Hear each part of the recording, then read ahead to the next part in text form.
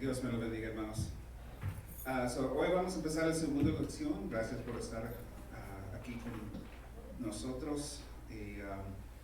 Recuerda, estos son pasos fundamentales. Uno de ustedes que quizás son nuevos en Cristo van a aprender algo nuevo. Unos que han estado quizás van a reconocer mucho, pero ojalá todavía aprenden algo nuevo. Y mientras voy por la lección, si tienen preguntas o comentarios, está bien. Como pastor tengo la tendencia a pensar, a predicar, pero en realidad esta es enseñanza, no es predicación. No hay problema si tienen preguntas o comentarios durante la lección. Vamos a orar. Gracias, Padre, para estar con nosotros. Manda su Espíritu que aprendemos y abre nuestros corazones a esas lecciones. Lord, Heavenly Father, thank you for today. Thank you for bringing us together. Open our hearts and allow your Holy Spirit to minister to us during these lessons. Y también lo voy a hacer bilingüe. I'm going to be bilingual. So today we're talking about the mission of the global church, la misión de la iglesia global. Entonces, que nosotros somos la iglesia, pero incluye no solamente esta iglesia donde congregamos, pero todas las iglesias, todos los creyentes mundial. So we are the global church. It's not just our church, but everywhere we congregate. We are all part of the global church, and any believers are part of that. Pastor Arlie, if you want to do it all in Spanish, we don't have anybody who only speaks English yet. Yeah, but I'm putting it on YouTube, so, remember for the future. So, hopefully, quizás un día vamos a tener un maestro o maestra que me ayude a hacer esto, entonces puedo regrabar todo en un idioma, pero mientras vamos a grabar los dos para hacerlo bilingüe. ¿Qué es el propósito de la iglesia global? Entonces, cuando yo digo la iglesia global, unos han dicho la iglesia universal, pero hay un movimiento de la iglesia universal que no es vaciado en la Biblia, eso no la podemos usar. Antes de eso usamos la término católico, y católico en el latino significa universal, pero con C minúscula, no con C grande, como dicen. Entonces, la iglesia católica reservó ese término también. Yo estoy para ser más general, estoy diciendo global. And so back in the day, we used to use the term the universal church. And the universal church has been taken over by another group that's not necessarily Christian, but I'm using the global church in this term. And before that, we used to use the Catholic church with the lowercase c. Now they use the Catholic church with the uppercase c, and then back in Latin and Italian, Catholic means universal. So we are going to refer to the global church. So what is it to be part of the global church? It's to be a witness and disciple. Es ser testigo de Cristo y discípulo. So vamos a leer en Mateo 28:17. Cuando vieron a Jesús, lo adoraron, pero algunos de ellos dudaban. Jesús se acercó y les dijo a sus discípulos: se me han dado toda autoridad en el cielo y la tierra. Por tanto, vayan y hagan discípulos de todas naciones, bautizándolos en el nombre del Padre, del Hijo y del Espíritu Santo. Enseñan a los nuevos discípulos a obedecer todos los mandamientos que les he dado. Y tengan por seguro esto, que estoy con ustedes siempre hasta el fin de los tiempos. Matthew 20:17. When they saw him, they worshipped him, but some of them doubted. Jesus came and told his disciples, I have been given all authority in heaven and on earth. Therefore, go and make disciples of all the nations, baptizing in the name of the Father, the Son, and the Holy Spirit. Teaching the disciples to obey all the commandments I have given you. And be sure of this, I am with you always, even to the end of age. And then in Acts 1:8, but you will receive power when the Holy Spirit comes upon you, and they will be my witnesses, telling people about me everywhere, in Jerusalem, throughout Judea, in Samaria, and to the ends of the earth. Hechos 1:8. Pero recibirán poder cuando el Espíritu Santo desciende sobre ustedes, y serán mis testigos y hablarán a la gente acerca de mí en todas partes, en Jerusalén y por toda Judea, en Samaria y hasta los lugares los más lejanos de la tierra. Entonces, ¿qué es la misión de cada creyente? Es ser testigo y discípulo. El testigo habla, pero el discípulo viene de la palabra disciplina. So, vamos, no solamente somos creyentes, porque dicen hasta los demonios creen. Somos bajo la disciplina de las enseñanzas. Entonces, obedecemos las enseñanzas. Si Cristo dijo esto, lo voy a hacer. Si Cristo dijo amar, yo voy a amar. Si Cristo dijo arrepiéntete, vamos a arrepentir. No solamente es creer que Cristo es Dios, porque todos dicen que Cristo es Dios. Dicen hasta los demonios, a los que practican la brujería, creen que Cristo es Dios. So what is the difference between being a disciple and being a believer? A disciple is under the discipline of Christ. If Christ said A, we're going to do A. If Christ said B, we're going to do B. If Christ said love, we're going to love. If Christ said repent, we're going to repent. And also to be witnesses. So we speak about Christ. And it says we were given authority from the Holy Spirit. And that authority from the Holy Spirit allows us and gives us the ability and the responsibility to tell everyone everywhere. Entonces hemos recibido autoridad del Espíritu Santo a ser testigos y hablar a todos sobre las buenas nuevas, que es el Evangelio. ¿Comentarios? ¿Preguntas? Okay.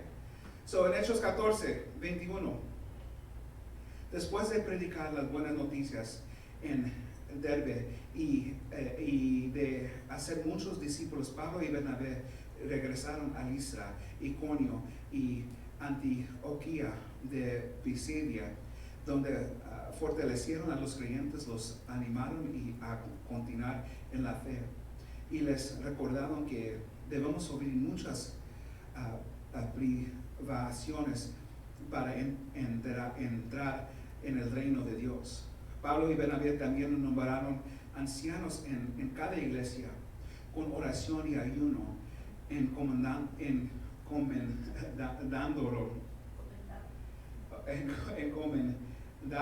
a los ancianos al cuidado del Señor, en que habían puesto su confianza. After preaching the good news in Derbe and making many disciples, Paul and Barnabas returned to Lystra, Iconium, and Antioch of Pisidia, where they strengthened the believers. They encouraged them to continue their faith, reminding them that we must suffer hardships to enter the kingdom of God. Paul and Barnabas also appointed elders in every church. With prayer and fasting, they turned to the elders over the care of the Lord, whom they entrusted and put their trust. So, entonces, ponemos líderes en cada iglesia. ¿Y cómo lo hacemos? En oración. Y hay otros líderes que ponen líderes a veces, pero es por el Espíritu Santo que durante el oración y el ayuno, entonces buscamos líderes. Y como creyentes debemos buscar los vuestros líderes en esa manera también. Porque ¿cómo vamos a escoger pastores? O ¿cómo vamos a decir, este es un hombre de Dios? Si no es en un parte por la oración y el ayuno. Y también, como creyentes, es nuestra responsabilidad aprender más de la Biblia. Y si no estamos de acuerdo de algo, hay que decir a nuestros líderes, no estamos de acuerdo, pero con un espíritu de aprendizaje, que tenemos que hablar. ¿Y por qué? No hay nada mal en preguntarme, o uno de los otros pastores, ¿por qué?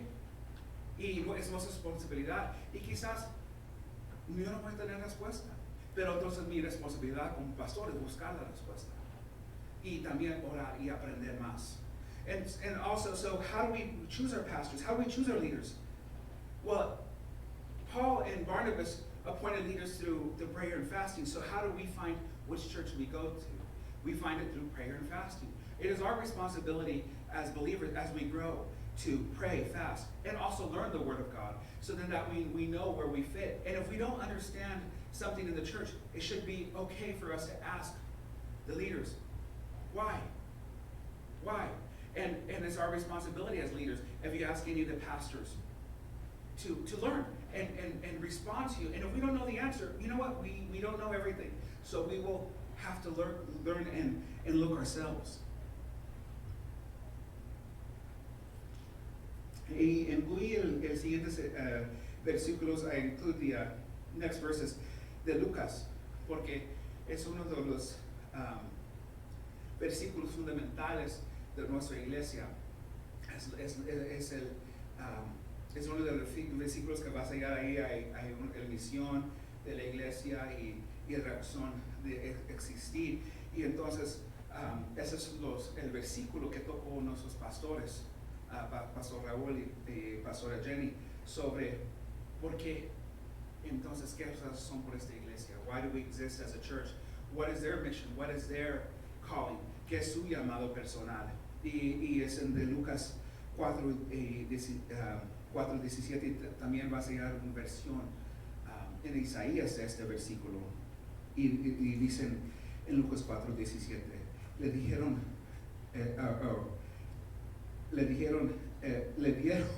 rollo del profeta Isaías.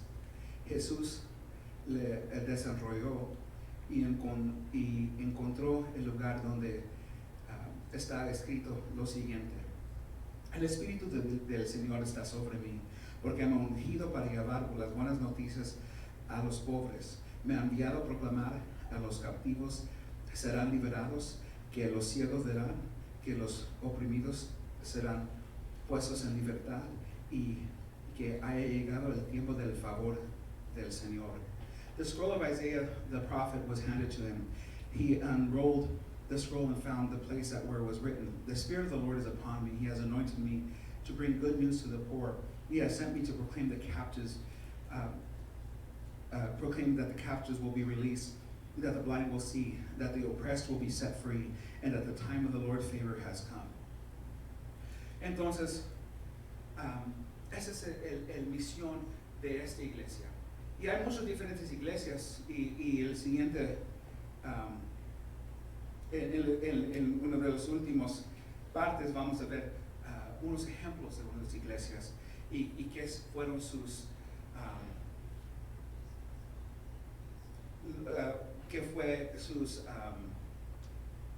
virtudes y qué fue sus debilidades. And so we're going to look at, in a little bit later, at examples of churches and what were their virtues and what were their disabilities or their where they failed.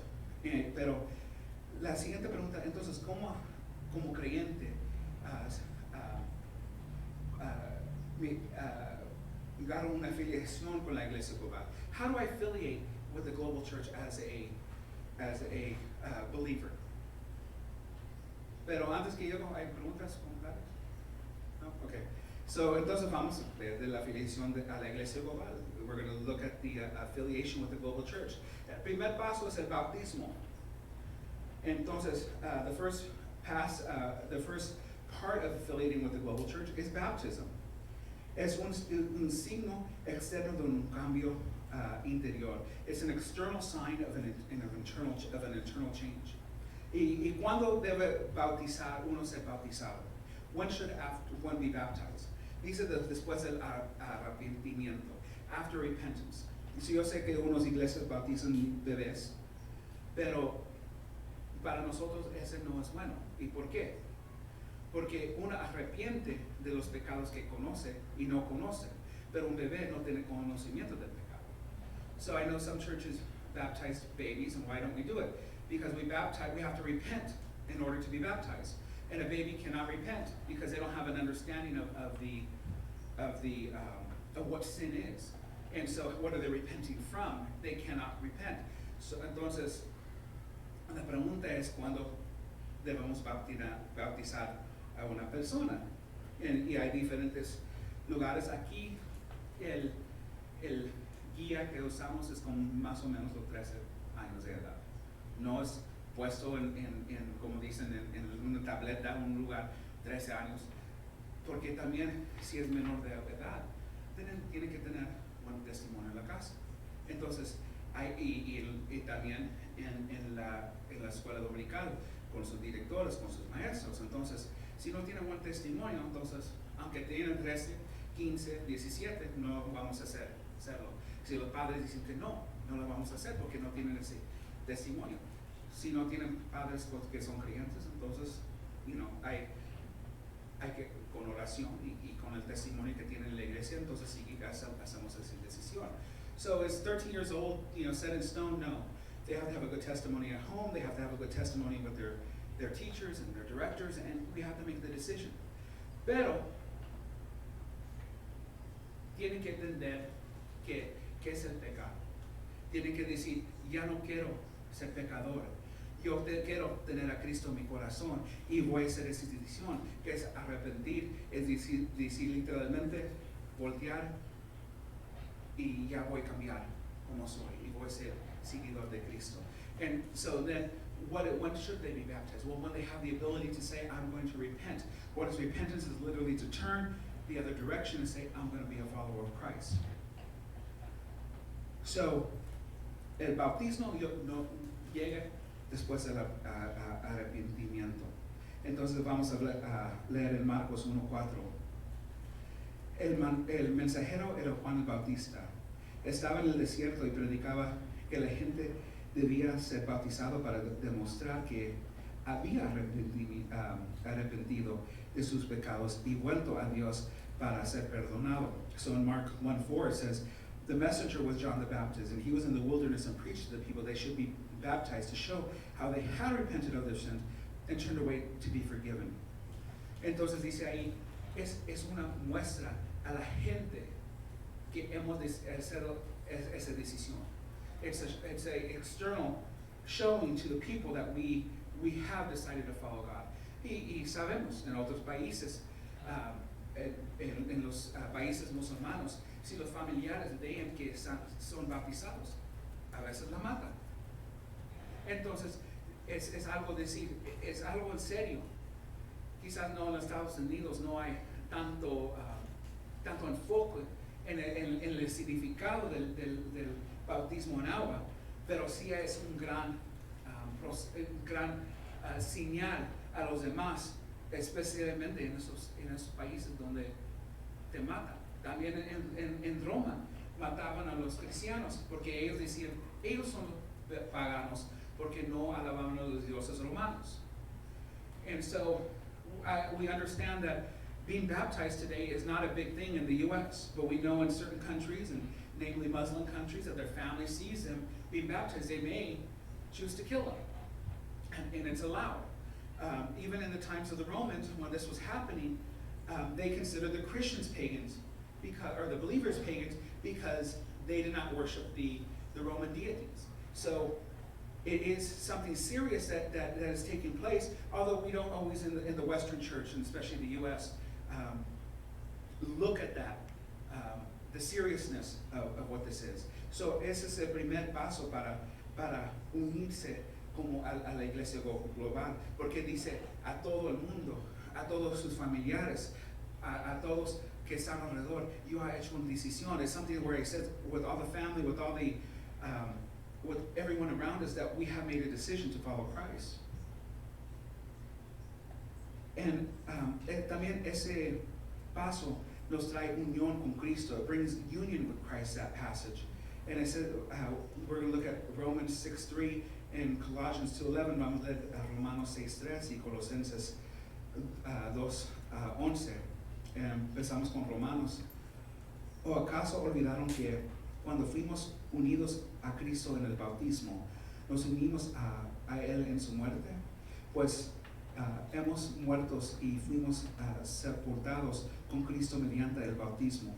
Y tal como Cristo fue levantado de los muertos por el poder glorioso del Padre, ahora nosotros también podemos vivir una vida nueva. En el Colosenses 2:11. Cuando ustedes llegaron a Cristo, fueron circuncidados, pero no mediante procedimiento corporal. Cristo llevó a cabo una circuncisión espiritual, es decir, les quitó la naturaleza pecaminosa, pues ustedes fueron sepultados con Cristo cuando se bautizaron, y con Él también fueron resucitados para vivir una vida nueva. debido a que confiaron en el gran poder de Dios que levantó a Cristo de los muertos. So in Romans 6:3 it says, or have you forgotten that you were joined with Christ in baptism? We have joined him in death. For we have died and were buried with Christ's baptism. And just as Christ was raised from the dead, the glorious power of the Father, we now also may live new lives. In Colossians 2:11, when you came to Christ, you were circumcised, but not by physical procedure. Christ performed a spiritual circumcision, the cutting away of your sinful nature. For you were buried with Christ when you were baptized, and with him you are now raised to a new life because you trusted the mighty power of God who raised Christ from the dead.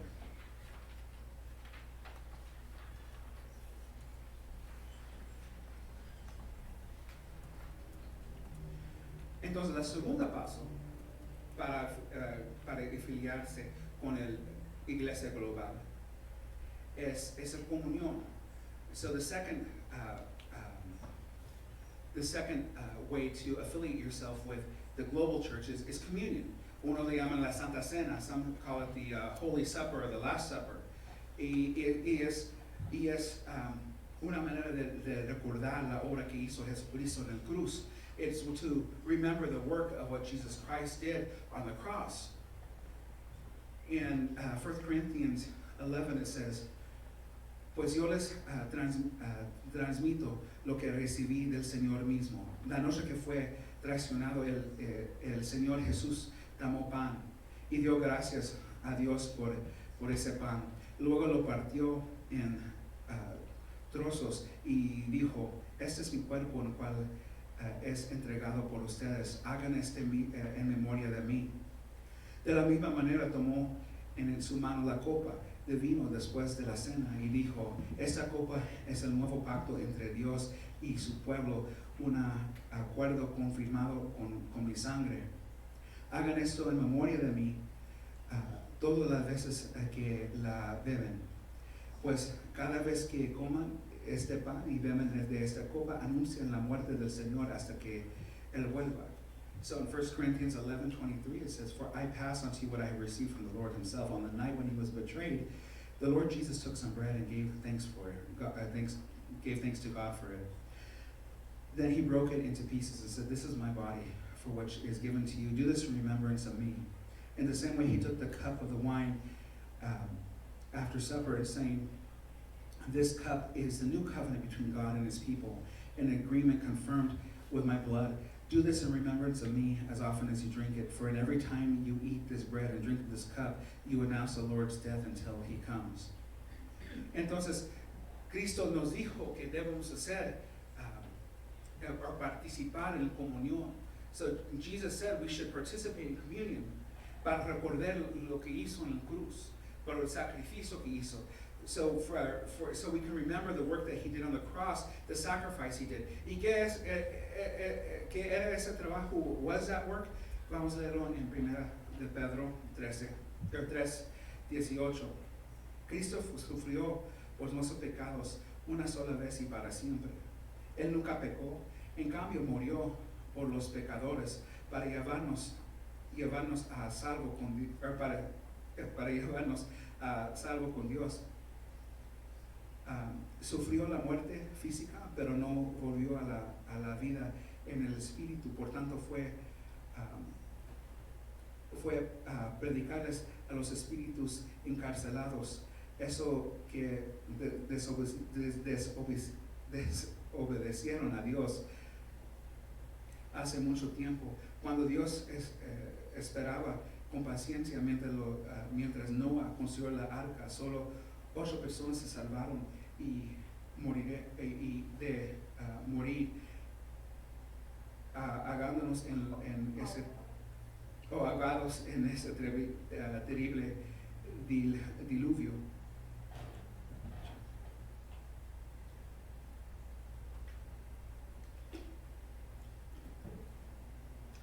Es que comí a las 3 y me está bajando el azúcar. El agua diluvio simboliza el bautismo que ahora los salva a ustedes, no por quitarles saciedad del cuerpo, sino porque responden a Dios con una conciencia limpia y es eficaz por la resurrección de Jesucristo. Ahora Cristo ha ido al cielo y Él está sentado en lugar de honor al lado de Dios, y todos los ángeles, las autoridades, los poderes aceptan su autoridad. So in 1 Peter, we're going to look at the work of what Christ did on the cross. Christ suffered for our sins for all time. He never sinned, but died for sinners to bring you safely home to God. He suffered a physical death, but he was raised raised to life in spirit. So he went and preached to the spirits in prison, those who disobeyed God long ago, when God waited patiently while Noah was building his boat. Only 8 were saved from drowning in that terrible flood, and the water was a picture of baptism, which now saves you, not by removing dirt from your body, but as a response to God from a clear conscience. It is effective because of resurrection of the Lord Jesus Christ. Now Christ has gone to heaven. He is seated in the place of honor next to God, and the angels and authorities now and powers accept his authority. Entonces, es recordar lo que hizo Cristo en la cruz, que sufrió, murió por nuestros pecados y derramó su sangre, y fue herido por nuestros pecados. So it's to remember what Christ did on the cross. He shed his blood, and he was wounded for our transgressions. And so that ties into the wine and to the bread. Es parte del simbolismo del vino y del pan, que ese sufrimiento y ese sacrificio que hizo. ¿Comentarios? ¿Preguntas? Sí, yo tengo una pregunta. Aquí sobre el pan y, perdón, sobre el pan y el vino. Aquí dice que lo beberán cuantas veces quiera uno. ¿Cuándo es donde se debe tomar realmente el pan y el vino? Okay, Me ha tocado aquí en la iglesia aquí, no sé si 2 veces creo, o 3, cuando mucho, no recuerdo. Pero en otras iglesias, por ejemplo la católica, la toman cada 8 días, cada domingo. Desde que estoy yo leyendo esto, se me ocurrió esta pregunta. Okay. Para el video, la pregunta fue, ¿cuándo debemos tomar la Santa Cena? ¿Cuándo debemos tomar comunión? When should we take, so the question was, when should we take communion? When should we participate in the supper of Christ? No hay requisito en la Biblia, no hay fórmula. Dice cada una vez al mes, cada día, cada 2 o 3 días. Lo que restricción en la Biblia dice que es la condición del ser. Entonces, hasta has arrepentido, has orado y decidido, y dice hasta si hay un pleito en contra de un tío o otro hermano en la iglesia, no la debes tomar. No. Si hay pecado en su vida, no la debes tomar. Hay que arrepentir primero. So, esa es la restricción. No hay decir, la puedes tomar diario, 2 o 3 veces al día. Y hay unas iglesias que dicen que solamente hay unos ungidos para tomar o para dar el Santa Cena. Nosotros no creemos que hay una unción sobre una persona. Es algo que dice que debe participar. Unos la toman en sus bodas, y solamente es el ministro y los novios. De novios. Entonces, para nosotros no hay decisión, no quiero poner tanto religión o legalismo para poner barreras, pero es más importante qué es la condición cuando la estás tomando. Entonces no hay, si quieres la puedes tomar, es algo que debes tomar dado que es el sacrificio que hizo. Entonces, y reconocer lo que hizo en su vida, y entonces hay un peso ahí también, pero no hay decisión en cada 8 días o cada mes. So there's no formula when to take the communion. There is a restriction in the Bible in the condition of your heart. So have you been? Are you repentant? are you in a good relationship with God? And it even says stuff like, are you even in a good relationship with your brother, your sister, your neighbor? Do you have rancor in your heart against them? So in those cases, no, you don't take it. So there is no formula. You could take it once a day, you could take it 3 times a day, you could take it once a week, but you do have to understand the weightiness,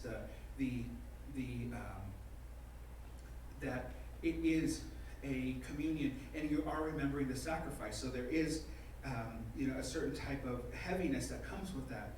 And so we don't want to be religious and legalistic and put extra barriers between you and God and remembering who God is. But we do have to remember that we are honoring that covenant. We are honoring that sacrifice.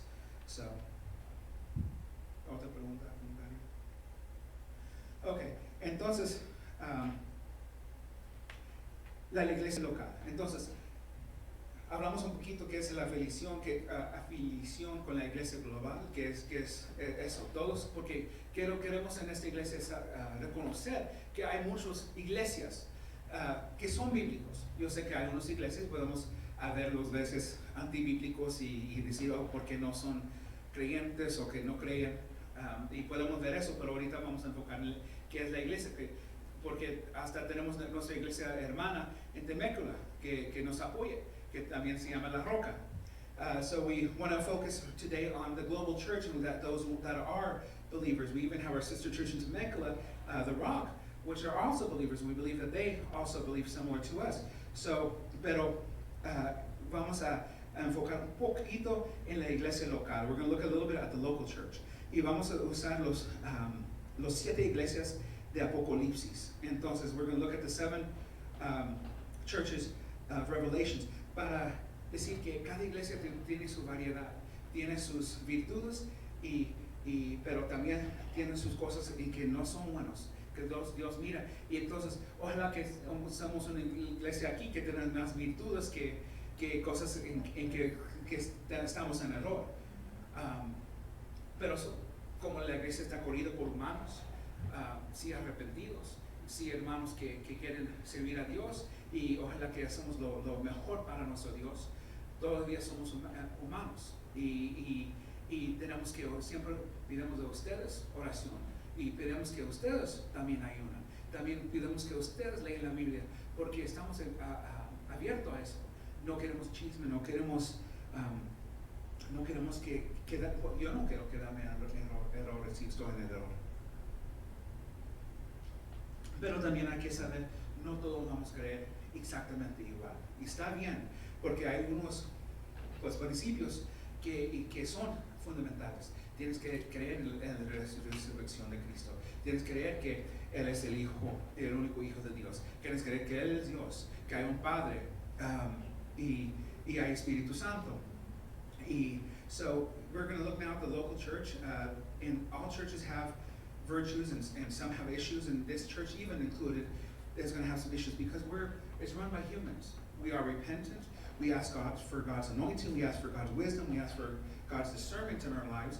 But we ask every congregant to pray, every congregant to fast, every congregant to read the Bible, because we don't want to be in error too. So we want to ask everyone to participate.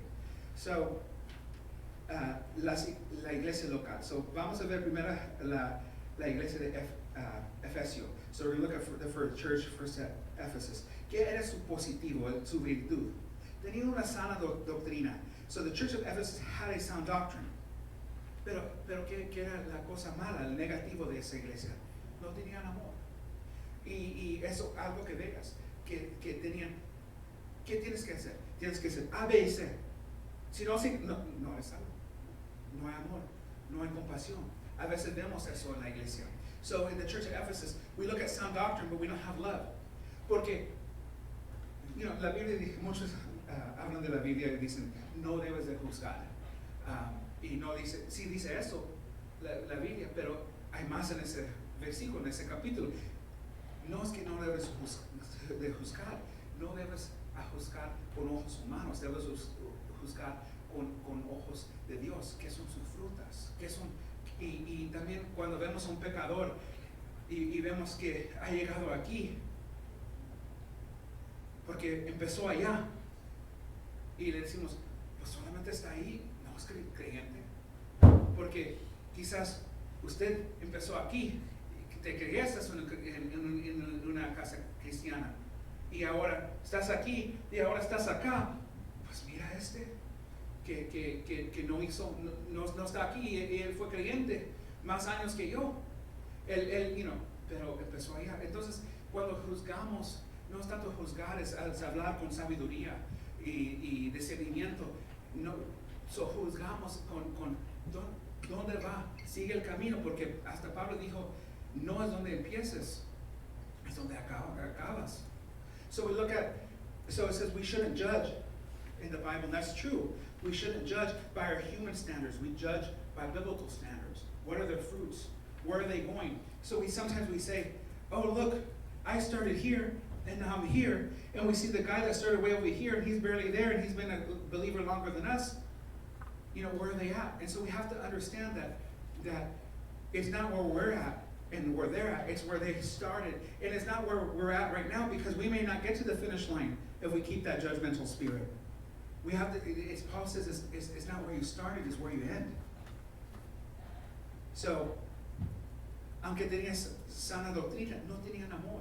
Y también, pero la doctrina es importante, porque dice la Biblia que la Biblia está ahí para corrección, todo tipo de corrección. So doctrine is important because the Bible is there for all types of correction. Pero también, cuando miras el fe y la esperanza y el amor, dice que el más grande es amor. ¿Por qué? Porque el amor es el mismo carácter de Dios. Dios no tiene fe, Dios no tiene esperanza.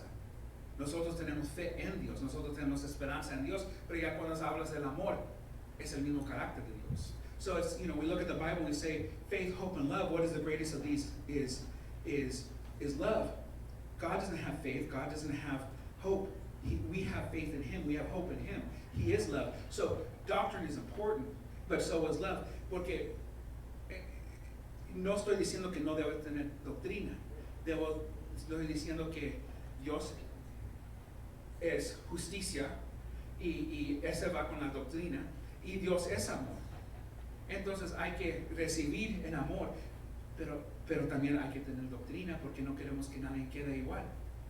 Sí, es verdad, Dios te acepta como eres, pero no quiere que ustedes queden como son, porque si queden como son, entonces que no hay razón de ser salvo, no hay razón de ser creyente, porque van a quedar en el mismo cochinada que estaban. Dice que el creyente regresar al pecado es como el perro que regrese a su vómito y la come.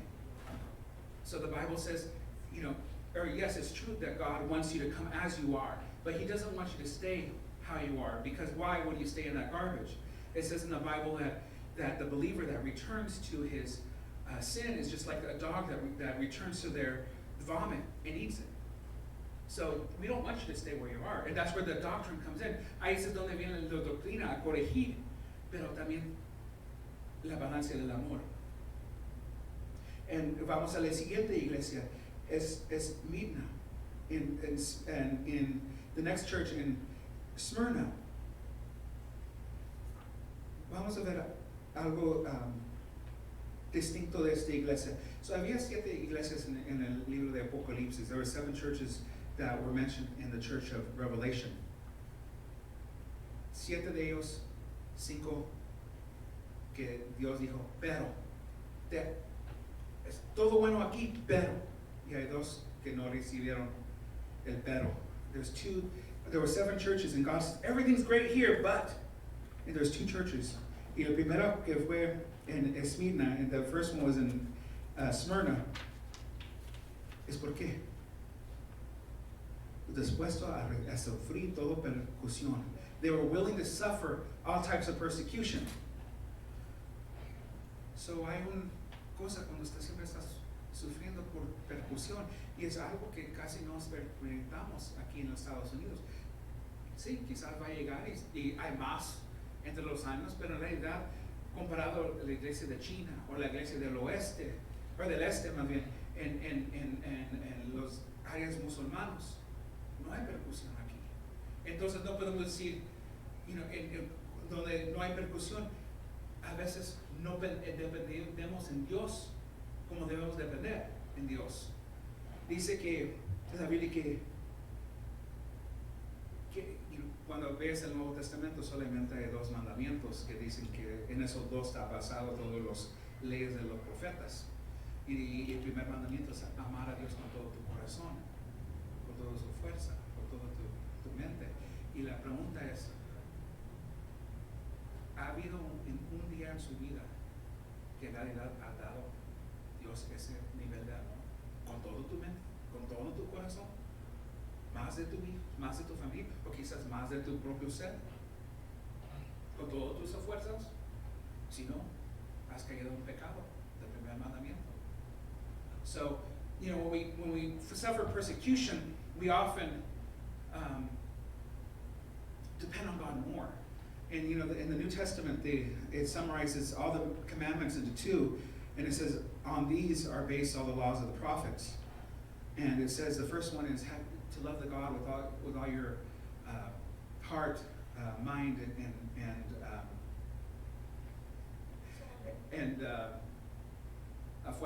strength.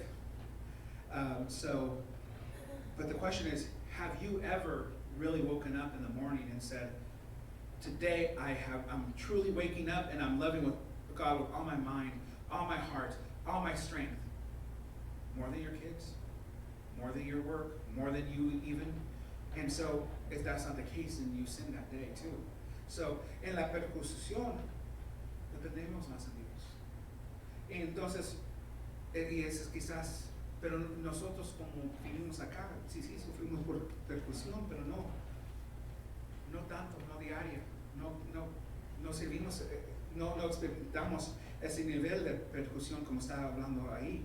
We don't really suffer that persecution. Maybe we'll get there one day, where even in the West, the church is persecuted at the level that the Samaritans were. The next church is Pergamum. The next church is Pergamum. Y no negaron a Cristo. They would not deny Christ. But they compromised with their local customs. Hicieron compromisos con las aduanas locales. Entonces, ¿qué son los aduanas locales? Son tradiciones. Y no hay nada malo con la tradición cultural. Si esa tradición no está en contra de la Biblia. Y leemos de los pecados en la Biblia. Y la cosa de los pecados en la Biblia, ese no es cuando enseña un pecado, no debes matar. ¿Cristo qué dijo? Pues si matas, si odias a tu hermano, lo has matado en tu mente. Igualmente del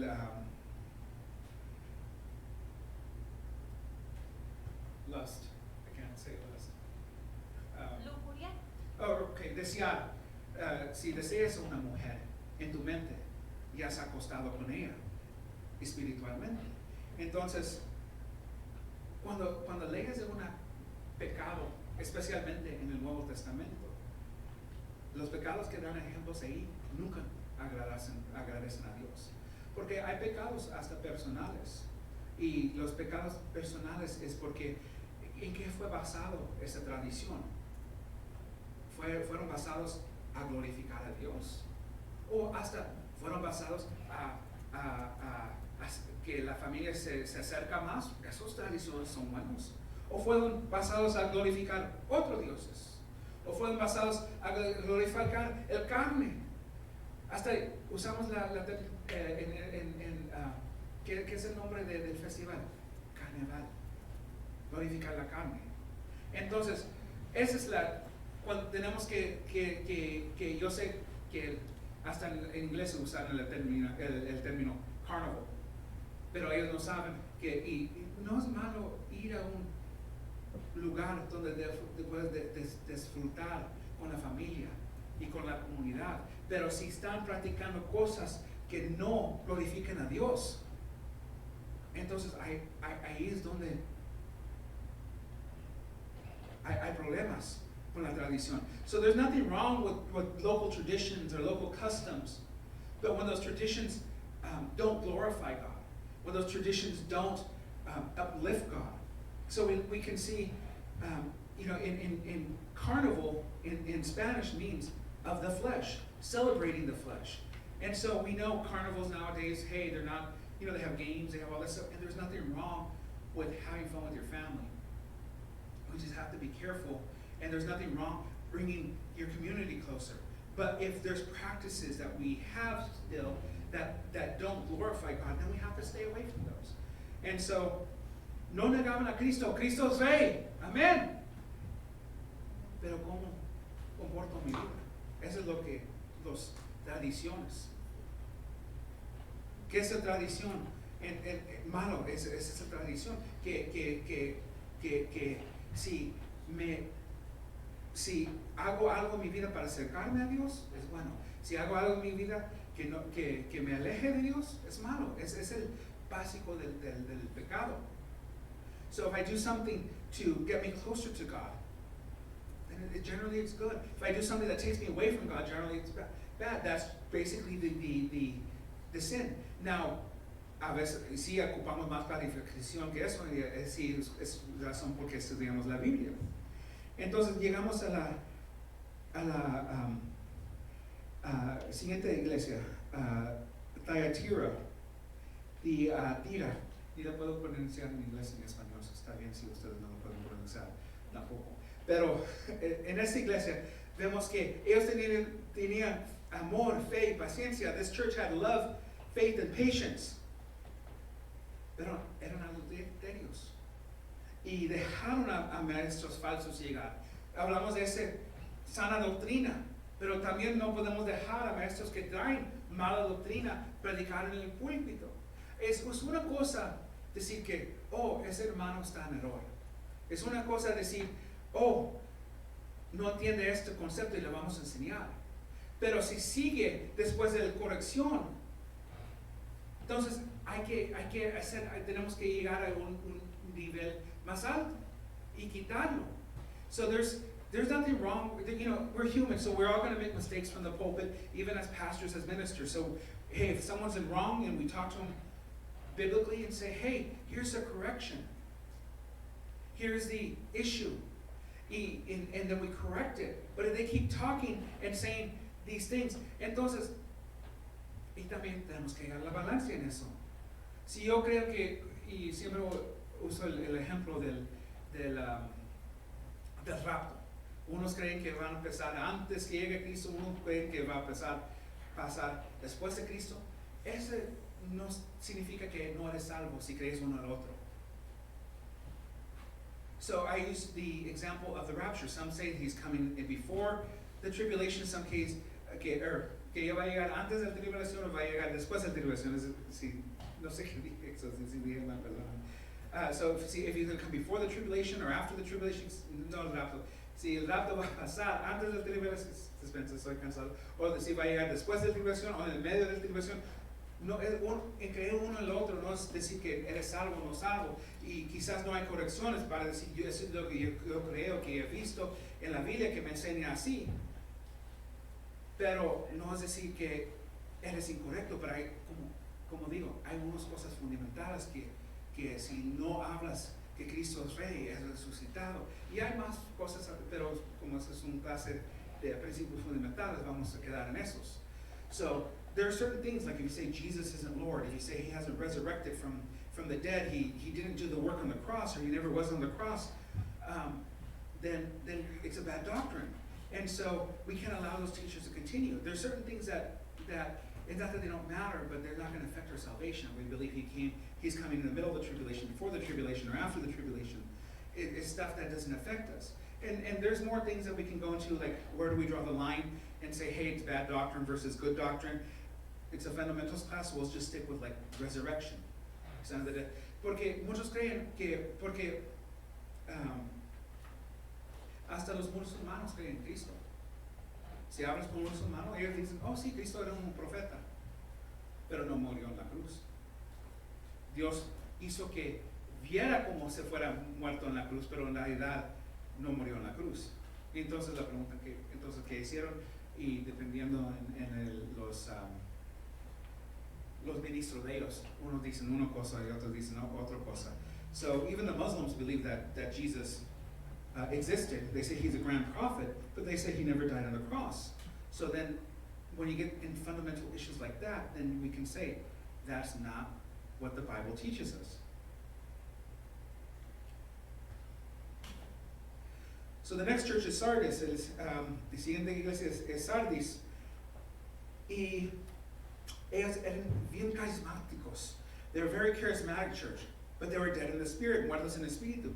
Entonces dices, como si eran bien carismáticos, estaban muertos en el espíritu, porque muchos confunden la emoción, estar hablando con mucha energía, con estar ungido, y eso no es necesariamente estar ungido. Yo he visto las ancianitas que apenas pueden mover, pero si tocan, sientes la unción poderosa en tu vida. Cuando iba a morir Abraham, él oró sobre Isaac, una unción que solamente un padre, un hijo. Cuando murió Isaac, él oró sobre Jacob, con esa unción. No podía mover, ni podía ver. Y cuando estaba muriendo Jacob, oró sobre sus nietos. Y con su sabiduría cruzó sus manos, porque él sabía cuál iba a ser, que el menor iba a ser más grande del mayor. Entonces, no es la emoción que significa que tienes la unción, porque puedes estar entretenido con un pastor carismático, pero si habla todo de solamente es, chistes sin palabra, todavía no vas a, todavía hay oportunidad que el diablo entra y dice, fui a la iglesia y oí la palabra, que era todo entrenamiento, entretener para entretenernos, pero no hay palabra, no hay sustancia. No hay carne, y vamos a quedar igual o peores. So we look at we confuse the emotion, the excitement with anointing, and that's not necessarily anointing. I've seen little old ladies that can touch you, and you feel such an anointing in your life. You look at Abraham, prayed over Isaac. Isaac, who was blind and couldn't move, prayed over Jacob. And then Jacob prayed over his grandchildren. These people had anointing, but they couldn't move. They weren't very charismatic. Dice que Pedro predicó una vez y estaba tan aburrido su predicación que se cayó el hombre del segundo piso, se murió. Pero estaba tan ungido Pedro que llegó, levántate. So it says Peter was preaching, and it was so boring that the guy died because he fell out of the second story window. But he was still anointed. He said, get up. So, entonces, no hay que confundir el carisma con el Espíritu Santo. We shouldn't confuse charisma with the Holy Spirit.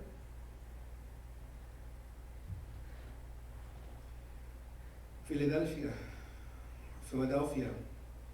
La otra iglesia que no tenía nada negativo, the other church that had nothing negative on their report. Fiel en toda cosa, dice la Biblia. Pero eran pobres, no tenían nada de dinero. They were faithful in all things, but they had no money. Quizás otro tipo de persecución. Maybe another type of persecution. Pero hay unas riquezas que no vas a hallar. Si tienes una alegría de Dios. Yo no me creí pobre, pero mi papá tiene su historia que dicen que yo era tan pobre que los pobres me decían pobre. Porque vivían, eran 8 y vivían en un casa 10 por 10 hecho de metal en Texas. Y se ponía tan caliente allá. Y y hasta cuando llegaron a California pescaban naranjas, bueno, pescaban de todo, pero el fin hicieron un contrato con el mayordomo y quedaron piscando naranja en el Valle de San Joaquin. So, we look at financial poorness and maybe it's another type of persecution. I didn't grow up poor, but my parents did, or my dad did at least. They said he was so poor, he would tell the story, he was so poor that the poor people would call him poor. He lived in a little 10 by 10 shack with 8 people in Texas, a metal shack, almost basically a shed.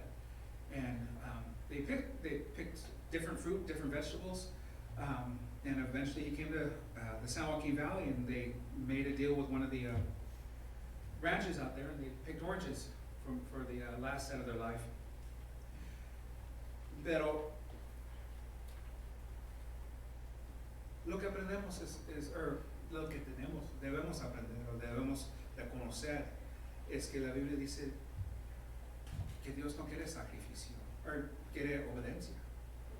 What the Bible says is, I don't want sacrifice, I want obedience.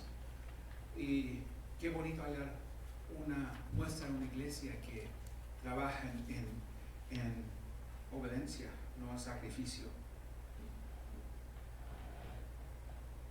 And the last one was Lacedonia and Laodicea. Ellos eran bien ricos. They were very wealthy. Pero no les importaba nada. Dicen que eran tibios, indiferentes. They were lukewarm, indifferent. Entonces, no es malo, no hay nada en la Biblia que dice es malo. Abraham era hoy en día Abraham sería quizá el billonario si no era multimillonario, también Isaac, también Jacob. Y si ves a José, él era príncipe. David era príncipe, era rey. Salomón era el más rico de todo el mundo en un tiempo. So there's nothing wrong with money. You look at Abraham would have been a multimillionaire, if not a billionaire in today's money. Same thing with Isaac and Jacob, and David was a king, and Solomon, his son, was probably the richest man in the world at one time. So no hay nada malo con el dinero. Es cuando el dinero quita su dependencia a Dios, porque crees que el dinero vas a resolver todo. It's when money takes away your dependence from God because you think money is going to solve your problems. Dicen que los ricos, yo conozco unos ricos que dan un corazón tan amables y dan la mayoría de su dinero, porque no es posible para que ellos puedan gastar ese tamaño de dinero, te tienen que dar. It's not possible for them some rich people that they get so much money that they have to give it away because they can't spend it physically. And there's some good people that are rich. Pero hay muchos también que ni son ricos, pero piensan en el dinero todo el tiempo. There's many that are rich but they're not even rich. They just want to be rich and they just think in money all the time. Y es una tristeza porque viven en una vida que no les deje enfocar en Dios, enfocan en el dinero. They don't focus on God, they focus on that. And ¿qué pasa cuando pasa eso? ¿O qué es la consecuencia cuando pasa eso? Te pones tibio en las cosas de Dios. You become lukewarm and indifferent to the things of God. So, esos son 7 ejemplos de diferentes iglesias. So, y el propósito de eso va a decir, dicen que nunca vas a hallar una iglesia perfecta. You're never going to find a perfect church. Y el chiste es que dicen, si hay una iglesia perfecta, el día que seas congregante con ellos, ya no es perfecto. So that's the joke they say. You're never going to find a perfect church, and the day you find a perfect church and you join them, it won't be perfect anymore. Ok, ya llegamos a la última página. Sirviendo su don, serving in your gifting. 1 Corinthians when we bless the cup at the Lord's table, aren't we sharing the blood of Christ? Aren't we breaking bread? Aren't we sharing the body of Christ? And though we are many, we all eat from the same bread, showing that we are one body. Primera de Corintios 10:16. Cuando bendecimos a la copa en la mesa del Señor, no participamos en la sangre de Cristo. Y cuando participamos en el pan, no participamos en el cuerpo de Cristo. Aunque somos muchos, todos comemos de un mismo pan, con cual demostramos que somos solo un cuerpo. So, puse ese versículo para decir, mira, aunque todos tenemos diferentes dones, aunque tenemos diferentes talentos, todavía todos somos parte de la iglesia. Todavía somos parte del cuerpo de Cristo. So even though you have many giftings or you have many talents, regardless of your talents or your giftings, you're still part of the church. So Primera de Corintios 12:4. 1 Corinthians 12:4. Now there are varieties of gifts, but by the same Spirit, and there are varieties of service by the same Lord, and there are varieties of activities, but in the same God, who empowers them all and everyone. To each is given the manifestation of the Spirit for the common good. Hay distintas clases de dones espirituales, pero en el mismo Espíritu es la fuente de todos ellos. Hay distintas formas de servir, pero todos servimos al mismo Señor. Dios trabaja de maneras diferentes, pero el mismo Dios que hace la obra en todos nosotros. A cada uno de nosotros se nos da un don espiritual para que nos ayudamos mutuamente. Entonces, dice que Dios da un don a todos nosotros. Entonces la Biblia dice que hay un don para todos nosotros, entonces todos nosotros tenemos dones. It says in the Bible that we all are given giftings from God, who empowers everyone. So to each of us is given a manifestation of the Spirit for common good. So entonces, nadie aquí, si eres creyente, eres discípulo de Dios, puede decir que no tienes un don. No one here can say, oh, I am a disciple of God and I don't have a gifting. So let's look at Romans 12:4. Just as our bodies have many parts and each of them has special functions, so is Christ's body. We are many parts of one body, and we all belong to each other. In His grace, God has given us different gifts for doing certain things well. So if God has given you the ability to prophesy, speak out with much faith that God has given you. If your gift is serving others, serve them well. If your gift is teachers, teach well. If your gift is encouraging others, be encouraging. If your gift is giving generously, give generously. If God has given you leadership ability, take responsibility serious. And if God has given you showing kindness to others, do it gladly. Don't just pretend to love others, really love them. Hate what is wrong, hold tightly to what is good. Romanos 12:4. Así como nuestro cuerpo tiene muchas partes y cada parte tiene una función específica, el cuerpo de Cristo también, nosotros somos diversas partes de solo un cuerpo y nos pertenecemos unos a otros. Dios en su gracia nos ha dado diferentes para hacer bien determinadas cosas. Por lo tanto, si Dios te dio la capacidad de profetizar, hazlo con toda la fuerza que Dios te ha concedido. Si el don es servir a otros, sírvelos bien. Si es maestro, enseñe bien. Si tu don consiste de animar a otros, anímalos bien. Si tu don es dar con generosidad. Si te han dado la capacidad de liderar, toma la responsabilidad en serio. Y si tienes el don de mostrar bondad a otros, hazlo con gusto. Si no fijan amar a los demás, ámalos de verdad, aborrecen lo malo y afuerzan lo bueno. Entonces, muchos enfocamos en los dones de profecía o de enseñar o predicar. Y la razón por que yo escogí este versículo es porque dice también servir es un don, animar es un don, mostrar bondad a otros es un don. Y si dices que yo no tengo don, hay que aprender a servir, hay que aprender a dar financieramente. Pues no puedes dar un ánimo a tu hermana, a tu hermano, a su familiar. Y mostrar bondad. So the reason I chose this verse is because it says, we all focus on the the big ones that we think are big, like prophesying, or teaching, or preaching, or gifts of healing. But it says serving others is a gift. Encouraging others is a gift.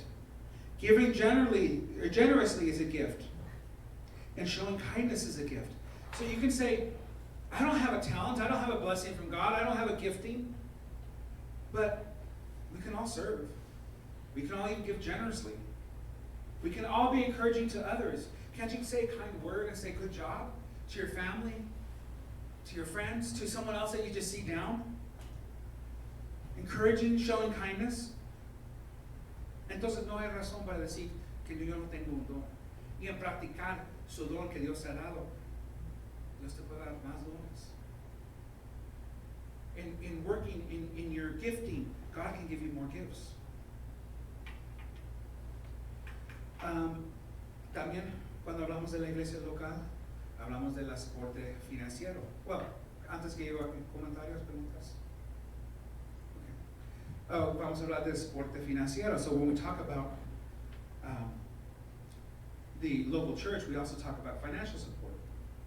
Y la Biblia nos enseña que no debes probar a Dios.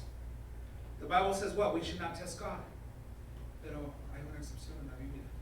Solamente hay una. There's only one exception in the Bible. La vamos a leer a Mateo 4, donde dice Jesús le respondió. Las escrituras también dicen, no pondrás a prueba al Señor tu Dios. It says in Matthew 4:7, it says, Jesus responded, the scriptures say, you must not test the Lord your God. And so the Bible says you shouldn't test God, but there is one exception. Leemos esa excepción en Malaquías 3:10. Traigan todos los diezmos al depósito del templo, para que haya suficiente comida en mi casa.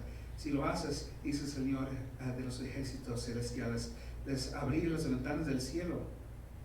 Demárame una bendición tan grande que no tendrá suficiente espacio para guardarle. Inténtalo, póngame a la prueba. It says, bring all the tithes to the storehouse, and there will be food enough in my temple. If you do this, says the Lord of heaven's armies, I will open up the windows of heaven for you. I will pour out a blessing so great that you'll not have enough room to take it in. Try me, put me to the test. So the only time you're allowed to test God is financially in your giving. El único tiempo que estás permitido probar a Dios es un dar financieramente. Habla de diezmos ahí. Y hay mucho malentendimiento de los diezmos, porque es el Antiguo Testamento. Muchos dicen, debes dar los 10%. Pero si en realidad lees el Antiguo Testamento, hay 3 tipos de diezmos. So, si quieres dar del Antiguo Testamento, está bien, es 23% de su dinero. Porque había un diezmo para lo civil, porque para el gobierno, en este caso sería para la administración de la luz, del gas, del agua, lo que sea del edificio. Esa es la administración, eso era un diezmo para la administración. El otro diezmo era para los levitas, que eran los sacerdotes, para comer y su familia, entonces si quieres que yo gano 10% de su dinero para mi ropa, está bien, para mi gas, está bien. Y ahora había otro diezmo que juntaban cada 3 años. So ese es donde venga el 23%. Y la ganaban y era para los pobres. Entonces, si quieres en realidad dar bíblicamente del Antiguo Testamento, son 23% de lo que ganas. Pero, entonces hemos hecho una tradición de diezmos en la iglesia, aunque vivimos en el Pacto Nuevo, que significa el Nuevo Testamento. So, when we talk about financial giving, we have the tradition of tithing. and it comes from a very biblical tradition or a very biblical commandment, which is in the Old Testament. But if you really want to follow the tenet of tithing, there was actually 3 tithes in the Old Testament. There was the administrative tithe that was used for the government. So in this case, we would use 10% for the church, which would mean the lights, which would mean the water bill, which would mean, printers, whatever, administrative-wise. Another 10 will actually go to the Levites themselves, the priests. So if you want to give 10% so I can buy new clothes, I wouldn't mind, and I can pay for my gas and pay for the family, but that would go to the salaries. And then there would be another 3% or 10% that's collected every 3 years, so it'd be about a third, so 23%, and that would go to the poor. And so it's a beautiful tradition, and en realidad, si quieres empezar en 10%, o si Dios sabe en su corazón que más del 10%, está bien. If you really just want to give 10%, that's fine. Pero no hay límite en el Nuevo Testamento. Pero no hay límite del mínimo, no hay límite del máximo. Pero sí hay principios en cómo debes dar. There is no limit in the New Testament of how much you can give, 10% or 100%. There is no minimum or maximum, but there are principles on how you should give. So vamos a ver esos principios. Y todos esos principios llegan del primero y segundo Corintios. All of these principles come from 1st or 2nd Corinthians. So let's look at 2 de Corintios 8:12. Todo lo que dan es bien recibido si lo dan con entusiasmo y den según lo que tienen, no según de lo que no tienen. So in 2 Corinthians 8:12, whatever you give is acceptable if you give it eagerly and give it according to what you have, not what you don't have. So ¿cómo vas a donar $1,000,000 de dólares si no lo tienes? How are you going to give $1 million if you don't have it? Das en lo que tienes. Porque yo sé, si usted, dijeron antes, tienes el don de dar. Cuando das y Dios te da más, y das más y Dios te da más, para uno sí es un don. Cuando leemos en inglés o en español, dice igual, el de los talentos, hay un versículo de talentos. Muchos usan ese versículo para hablar usan la palabra talento en dones, pero talentos en esos días eran monedas, era dinero. So we talk about talents, and there's a Bible verse that talks about talent, or a parable that talks about talents, and we in talents and it means giftings, but really when they were talking about talents in those days, it was about money. That was the name of the money, was the talents. Entonces vemos esos talentos y ¿qué hizo? Al que tenía más le dio más, y el que escondió su talento, su dinero, se lo quitó y lo dio a lo que tenía más. So we look at that money, and what did he do? He took the money from the guy that did nothing, but then gave it to the guy that had the most talents, the most money. Porque es un don. Porque tienes que tener, sí hay un fe aparte de fe. Y en realidad no todos tenemos ese don. Porque hay dones que unos tienen y otros no tienen. Sí es todos que debemos de dar.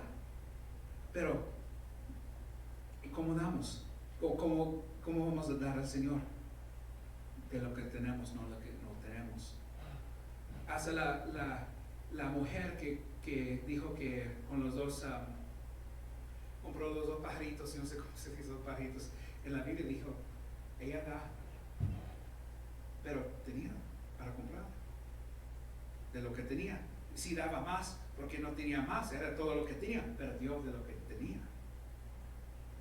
So we talk about the woman who, with 2 pennies, bought the doves for the sacrifice, and it says she gave more than others because she gave what she had, and that's all that she had. So she gave, but she gave what she had. Pero el clave es darlo con entusiasmo. Give it eagerly. That's the key. En 2 de Corintios 9:7, cada uno debe de decidir en su corazón cuánto dar. No den de mala gana ni bajo presión, porque Dios ama a la persona que da con alegría. It says in 2 Corinthians 9:7, each must decide how in their heart to give, and do not give reluctantly or in response to pressure, for God loves a person who gives cheerfully. Y todo Bueno, yo me crié en la iglesia, so yo he ido a muchas conferencias o donde hay el evangelista. ¡Hay que dar ahorita! Hay una presión ahí. Y como digo, si Dios está hablando de su corazón, hay que dar. Pero no hay que dar por presión. Hay que dar porque Dios te ha hablado de tu corazón. Da. Porque en cada iglesia siempre hay necesidad. Cada ministerio que es verdaderamente sirviendo a Dios, va a tener necesidad. So, I've been to the churches and many, I grew up in the church. I've been to many conferences, many evangelistic services where the evangelist says, give. If God's telling you to give. But don't give because of the pressure. Give because God is telling you to give. There's always going to be a need in the church. Any place that's really, truly serving God is going to have a need. Pero, no, hay que dar con qué? Alegría. Give with happiness. Si vas a dar ese dinero y vas a seguir sufriendo, sin alegría, mejor no da. Incluyendo aquí. If you're going to give and you're not going to be happy, joyful about what God you're giving and you're blessing and you're sowing into the kingdom, don't give. Including here, don't give. Don't respond to pressure. Give cheerfully. Y el último, ¿cómo debemos dar? En este es el Nuevo Testamento, porque yo sé que la tradición de diezmos no es malo, es una tradición, pero no es parte del Nuevo Pacto. Y sí había un versículo en el Nuevo Testamento que Dios dijo, o Cristo dijo, hay que dar sus diezmos, pero era cuando, antes del sacrificio, ya cumplió la ley después del sacrificio. 1 Corintios 16:2, 1 Corinthians 16:2, on the first day of each week, you should put aside a portion of your money you have earned. Don't wait until I get there to try to collect it all at once. El primer día de cada semana, cada uno debería separar un parte del dinero que ha ganado. No esperen hasta que yo llego para luego tratar de reunir todo del golpe. Entonces, ¿qué? Somos administradores de lo que Dios nos ha dado, incluyendo el dinero. We're administrators of what God has given us, including money. Dice ahí, hay que planearlo, hay que dar. Y como digo, si Dios habla en su corazón, yo veo esa necesidad, hay que cumplir en que Dios te ha hablado. If God tells you, hey, there's a need and I need you to take care of it, and you have that relationship with God, then give. But in your regular giving, it should be planned. It's budgeted. En cuando das regularmente, debe estar planeado. Debe decir, yo gano esto y de mi corazón yo voy a dar esto. No estoy diciendo da 10%, no estoy diciendo da 1%. Si hay una tienda que se llama, está en el este de los Estados Unidos. Hay unos acá, pero se llama I think it's Lord and Barons. Se llama Señor y Barons. Y es el apellido del hombre es Barons, o del dueño. Yo no sé si es hombre o mujer. Pero puso Señor y su nombre. Y esa persona daba directamente de la cuenta de cada cosa que ganaba. Ya puso su porcentaje y no era mucho más de 10, como 20% o más. Y por cada cosa que se vendía, daba la iglesia primeramente. Y yo no estoy diciendo que ustedes hacen eso, yo estoy diciendo, mientras maduras, mientras hablas, mientras oras, mientras ayunas, mientras lees la Biblia, Dios te va a decir, dar esto, o dar más.